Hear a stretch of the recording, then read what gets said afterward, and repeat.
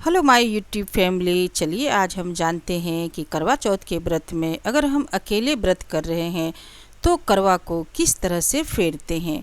यहाँ पर करवा फेरने के लिए जब हम अकेले रहते हैं तो पार्वती माता हमारे साथ करवा चौथ का व्रत कर रही होती हैं, तो हम उनके साथ ही करवा को फेर लेते हैं। यहाँ पर देखिए 2 करवा है मेरा, एक तांबे का करवा है और एक मिट्टी का करवा है। यहाँ पर तांबे का करवा जो है माता पार्वती के नाम से है और मिट्टी का करवा जो है वह हमारे नाम से है। तो इस तरह से हम लेफ़्ट हैंड का करवा राइट हैंड की तरफ लेकर के जाते हैं और राइट हैंड की करवा को लेफ़्ट हैंड की तरफ लेकर के आते हैं। तो इस तरह से हम करवा फेरते हैं। और देखिएगा फ्रेंड्स, उसमें सीख लगा हुआ है तो बिल्कुल सावधानी पूर्वक उसको फेरिएगा, क्योंकि दीप भी जल रहा है और सीख भी लगा हुआ है। तो सावधानी पूर्वक हमें फेरना है ताकि कोई असुविधा न हो, पके जले नहीं, अच्छी तरह से हम पूजा करें। और इस तरह से देखिए यहाँ पर जो हम कर रहे हैं, इस तरह से करवा फेर रहे हैं तो टोटल हमें 7 बार करवा फेरना है। और जब हम इस तरह से 7 बार करवा फेरेंगे तो 7वें बार में राइट हैंड का करवा लेफ़्ट हैंड की तरफ रह जाएगा, लेफ़्ट हैंड का करवा राइट हैंड की तरफ आ जाएगा। मतलब माता पार्वती के साथ मेरा करवा फेरना संपन्न हुआ। और यह करवा अब मेरा हो गया। जब छत पर मैं जाऊंगी चंद्र पूजन के लिए तो इसी करवा को लेकर के जाऊंगी, इसमें जो जल है उसी से पूजन करूंगी।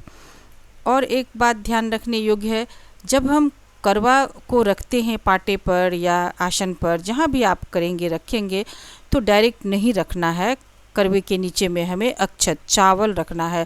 और बाकी पूजा में, लक्ष्मी पूजा वगैरह में या बाकी कोई और पूजा में हम कलर भी कर लेते हैं चावल को, येलो रेड, जो ऐसा मन होता है वैसा करके अच्छी तरह से सजा के फिर रखते हैं। लेकिन करवा चौथ चंद्र का पूजन है, इसमें सब कुछ ज़्यादातर वाइट ही होता है, तो इसलिए हमने यहाँ पर अक्षत को कलर नहीं किया है। वाइट अक्षत ही रख करके अष्टदल कमल बना करके और फिर उसके ऊपर में करवा रखे हैं। तो इस तरह से आप अष्टदल बना करके भी करवा रख सकते हैं, और नहीं तो एक मुट्ठी चावल नीचे में रख करके उसके ऊपर भी करवा रख सकते हैं।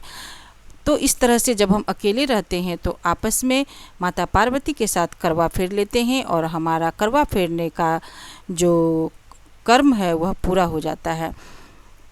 पहले तो लोग ग्रुप में करते थे, तो आपस में एक साथ सभी करती हैं तो एक दूसरे के साथ करवा फेरना बहुत आसान हो जाता था।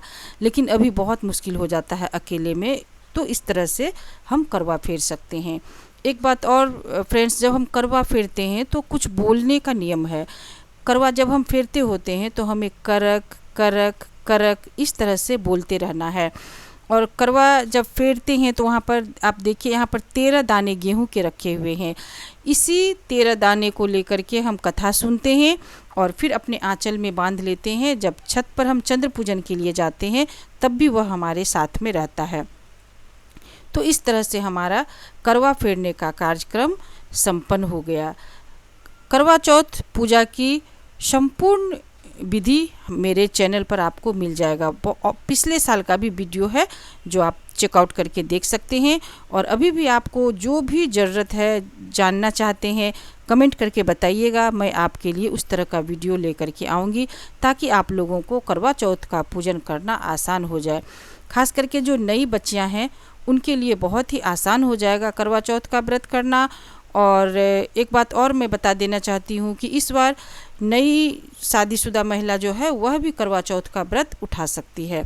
बहुत ही शुभ समय है, अच्छा समय है। तो इस तरह से आप करवा चौथ का व्रत कीजिए और पूर्ण कीजिए करवा चौथ के व्रत को। और हमारी तरफ से आपको सदा सुहागन का आशीर्वाद है। और मेरे लिए भी आप कामना कीजिए कि मैं भी सदा सुहागन रहूं और आप भी सदा सुहागन रहिए। इस तरह से हम लोग मिलजुल करके करवा चौथ का व्रत करेंगे। बहुत ही जल्द आने वाला है करवा चौथ का व्रत। तब तक आप लोग भी स्वस्थ रहिए, मस्त रहिए, प्रसन्न रहिए। समय देने के लिए बहुत बहुत धन्यवाद। फिर मिलती हूँ इसी तरह के कुछ अगले वीडियो में।